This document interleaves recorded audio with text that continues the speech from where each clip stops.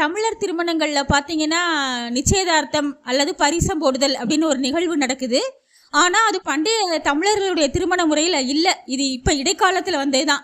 இரு வீட்டார், அதாவது பெண் வீட்டார் மாப்பிள்ளை வீட்டாருக்கு பரஸ்பர நம்பிக்கை இன்மையினால இந்த இதை கொண்டு வந்தாங்க போல, இந்த நிச்சயதார்த்தம் அல்லது திருமண உறுதிமொழி ஏற்பு. இது நம்பிக்கை இன்மையால் வந்த ஒரு நிகழ்வுன்னு நான் நினைக்கிறேன். ஏன்னா முன்னாடி பண்டைய தமிழ் நூல்களில் நீங்கள் பார்த்தீங்கன்னா தமிழர்களுடைய வாழ்வியல் திருமண முறையில் இரு வீட்டாரும் பேசுவாங்க, நேரடியாக திருமணம் நடக்கும். ஒரு வார திருமணம் கட்டாயம் நடக்கும். எல்லார் வீட்லேயும் ஒரு வார திருமணம் நடக்கும், அவ்வளவுதான். மற்றபடி இந்த ஸ்டெப் பை ஸ்டெப்பாக நிச்சயார்த்தம் பண்ணுறேன் நல்ல அந்த இது மற்ற ஸ்டெப் எதுவுமே இல்லை. அந்த மாதிரி இது எல்லாம் ஏன் பிற்காலத்தில் வந்துச்சுன்னா மனிதர்கள் மேலே இருக்க அவநம்பிக்கையின் பேரில் நம்ம உறுதிமொழி பண்ணிக்கிடுவோம், மாறிடக்கூடாது அப்படின்றதுக்காக ஏற்படுத்தப்பட்ட ஒரு இடைக்கால ஒரு சம்பிரதாயமே அன்றி உண்மையாவே தமிழர் வாழ்வியல்ல நிச்சயதார்த்தம், அதாவது திருமண உறுதிமொழி என்பது எங்குமே இல்லை. திருச்சி.